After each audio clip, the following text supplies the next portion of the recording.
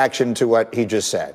I mean, Jerry Jones has been around the game for decades upon decades upon decades. He knows what he's doing. He knows what he's saying. He can't actually think that they are comparable talent-wise as far as coaching is concerned or building a team. So Jerry Jones knows that Jimmy Johnson is in a different league compared to Mike McCarthy, and he knows that he's going to give us something else to talk about the Cowboys for. So for that, I appreciate Jerry Jones. But that is as nonsensical as what he said yesterday when he said that Ben DiNucci, a drafted quarterback, preparing for a game with him is the same as preparing for a game with a wide receiver playing quarterback who never even practiced the position in the NFL. So these things are equally as absurd, and Jerry Jones is just trolling all of us. We fell into another one of his traps. What do you think, Lewis? Yeah, I mean, look. Jimmy Johnson's in the Hall of Fame, not just because he's a Hall of Fame coach, because he was a Hall of Fame team-building architect. I mean, he was in control of his own destiny. Look, I love Mike McCarthy. I've known Mike McCarthy since I was in college. Mike McCarthy's not in control of his own destiny. He's not picking any players. He's not constructing this football team in his image. You know, we all know that. So to say that, you know, Jimmy and Mike face the same things, I mean, yeah, they don't. It's not even close. And the Ben DiNucci comment was interesting too, man, because only because, I mean, they drafted Ben DiNucci. They selected him. So, I mean, I don't know. I guess he's indicting himself a little bit as far as how they evaluated him. But yeah, this one right here, and again, and I like and respect Mike McCarthy a lot. He's come a long way. He's had a great career. But Jimmy Johnson's one of the very best. I mean, Jimmy Johnson has books that have been written about him. Jimmy Johnson has coaches now who called Jimmy Johnson and asked them about team building. So, yeah, it's probably a little bit far-fetched. Yes, as soon as they can have a Hall of Fame ceremony again, Jimmy Johnson will be going into the Hall of Fame. Go ahead, Shefty. Well, Greeny, what I was going to say is if the Dallas Cowboys can trade Ezekiel Elliott for a Herschel Walker-type package, then maybe they would be on the same trajectory as what they were with Jimmy Johnson. The Vikings have a running back, though, but the Vikings already have a running back, so who are you going to get? It is. I'm just pointing out. It is fascinating, and that trade was a huge part of Jimmy Johnson being able to build the teams that ultimately won 3 Super Bowls in 4 years. But, Shefty, is there any fallout here? I mean, the Cowboys have had a disastrous year. Should we expect there to be any significant change in the organization after the season?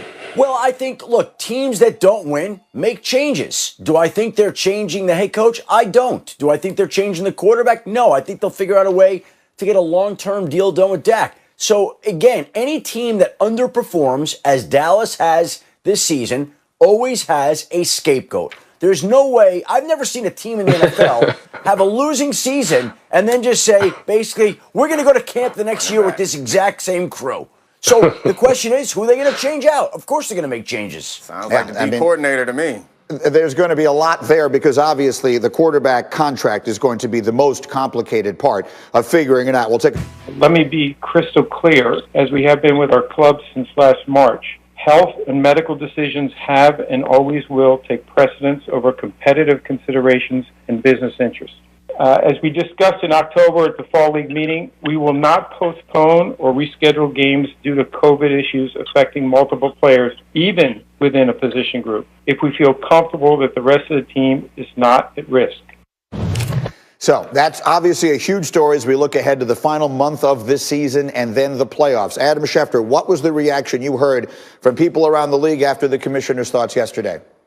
Essentially, I thought the headline, Greeny, was that he dismissed the idea that there could and would be a playoff bubble. And, of course, this came on a day in which the 49ers left San Francisco last night and will be in Arizona now training, practicing, playing indefinitely through the holidays, it looks like, at this point in time. But Roger Goodell made it very clear yesterday that, number one, the league is not thinking of going to a playoff bubble the way that the NBA did down at Disney World in Orlando. And, number two, that even though the Broncos had to play on Sunday without quarterbacks and the Ravens were pushed back 3 different times, he laid it out basically this way, and we've tried to explain it this way.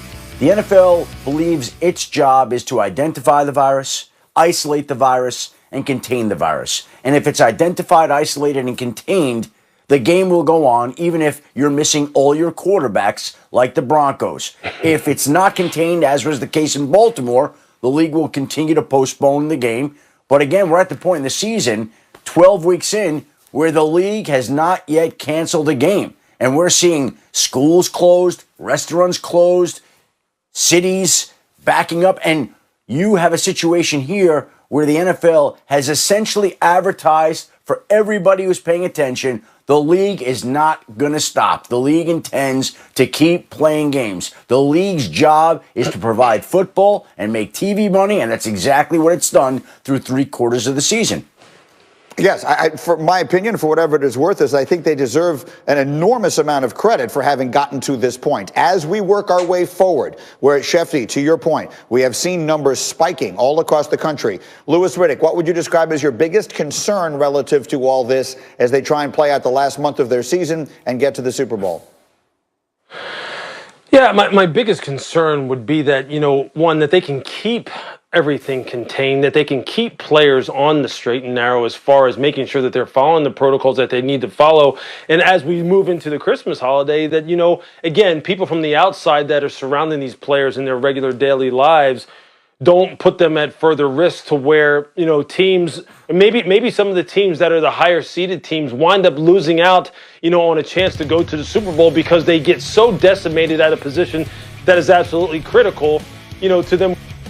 I mean, just picture a team like the Steelers or picture a team like the Kansas City Chiefs or any of a number of other teams, the Green Bay Packers, for instance, that are in Wisconsin in an area that has been ravaged by COVID, having their entire quarterback room wiped out and having an entire season's worth of work just go down the drain because you don't have Aaron Rodgers, you don't have Pat Mahomes, or you don't have Ben Roethlisberger, and all of a sudden there's nothing you can do about it. That's what I'm worried about the most, that something like that happens that just totally throws the whole season out of whack. But that, that's what we're dealing with. That's the COVID era, and that's what we all have to buckle in for. Now, that's why I think Shefty had it right when he said the big headline yesterday, there will not be a playoff bubble for the NFL. Neek, what's your thought? What's your biggest concern?